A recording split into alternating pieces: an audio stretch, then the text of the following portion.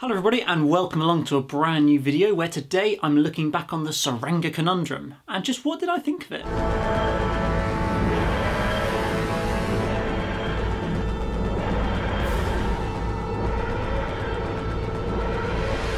So first off, apologies guys for the lack of videos last week. I just had an unexpectedly busy week, shall we say, so I wasn't able to put together any videos. So kind of luckily for you, I've got a double up week this week, so you will be having a review of episode 5, a review of episode 6, a soundtrack from episode 5, and a soundtrack from episode 6. So a bumper week of videos to look forward to. Obviously this review's tonight, the Demons of the Punjab review tomorrow night, and then the 2 soundtracks the following 2 nights as well.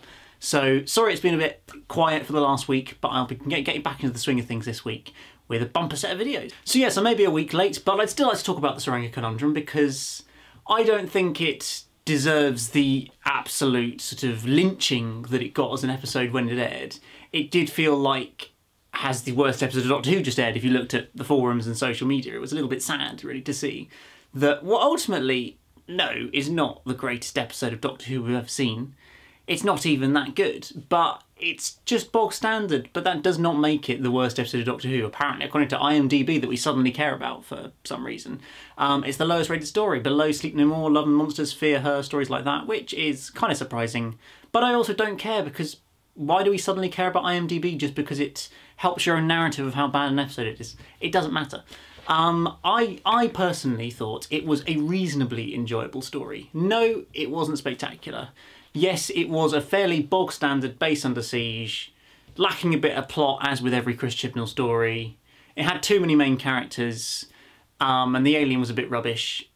But it wasn't terrible. Like, I didn't feel like the 50 minutes was a complete drag and I'm hating this. It was like, okay, that was an enjoyable way to spend 50 minutes. I just wouldn't watch it that often again. So yes, first off, this story obviously was a base under siege story, focused on this sort of hospital ship that's being attacked by the Pating.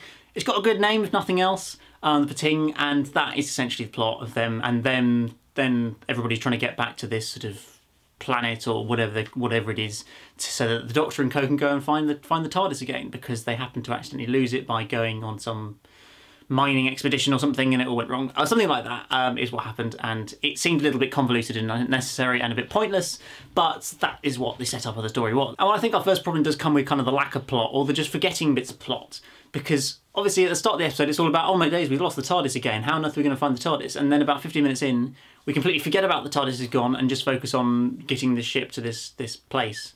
And that seems to be all we care about, and stopping the Pating. Suddenly the TARDIS means nothing.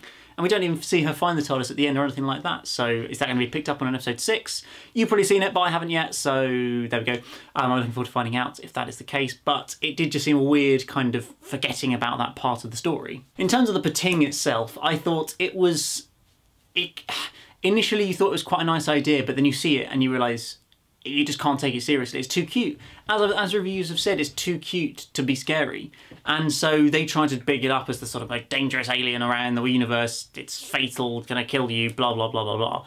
And then it turns up looking like a cute little blimmin', I don't even know what, but nice and cute and happy smiley. You're just not scared of it. As good a job as all the actors did of trying to be scared of it and make it look scary, it just wasn't. It's as simple as that.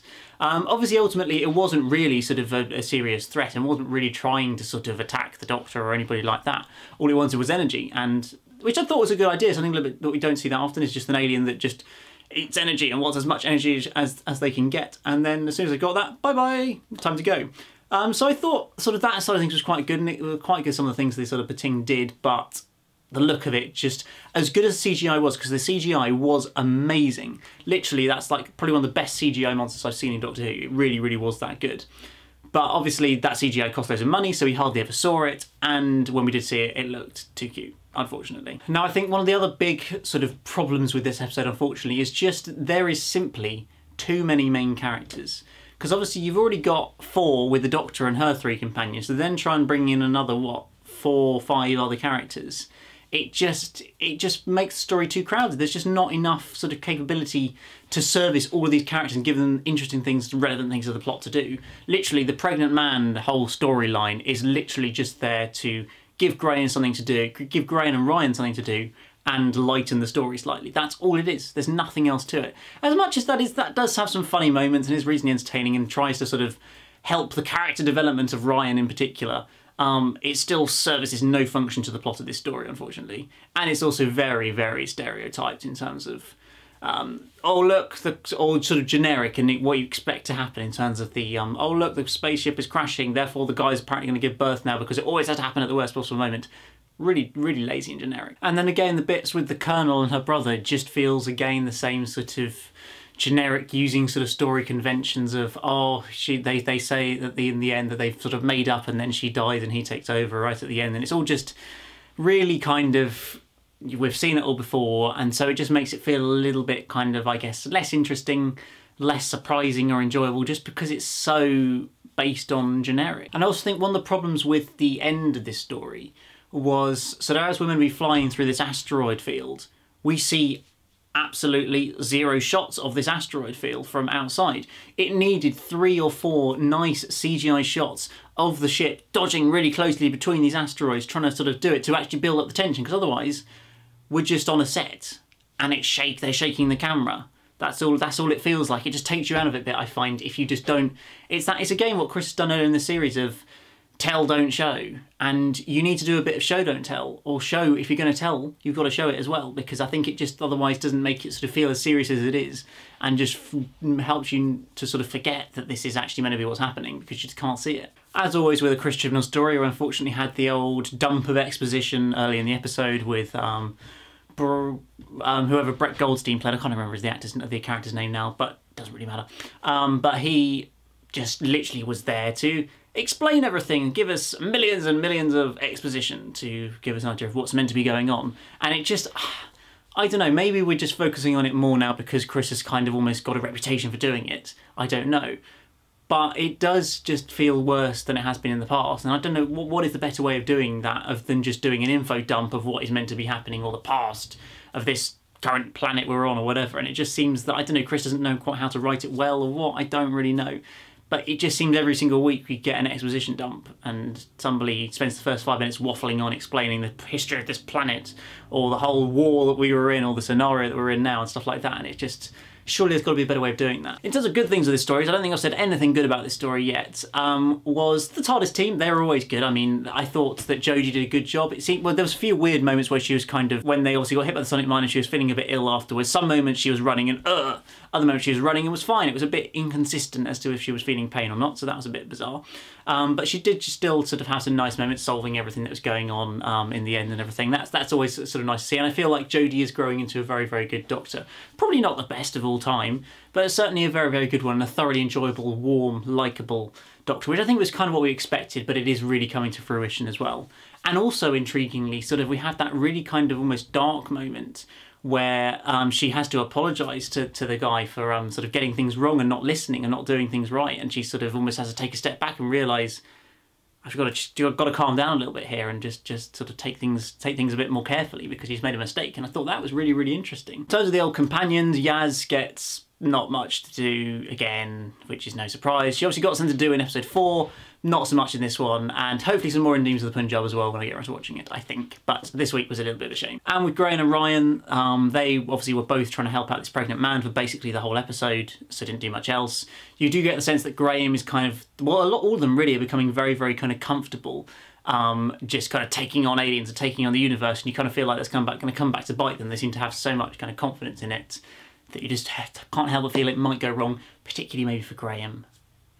One thing I did enjoy about this story certainly was the score to it by Tsuranga Conundrum. I thought it was a fantastic sort of pulsating, pounding, intense score, which really kind of helped create more interest and intrigue in some of the scenes, particularly when we spend essentially 45 minutes in the same white-walled corridors and rooms, and I mean, it must have been a nightmare to try and direct that when you're literally just using the same sets constantly. Trying to find interesting things on that is nightmare. But the music can always help kind of lead that and make it sound more exciting. I thought Sagan did a very, very good job of just bringing the energy and levels to this story a bit more.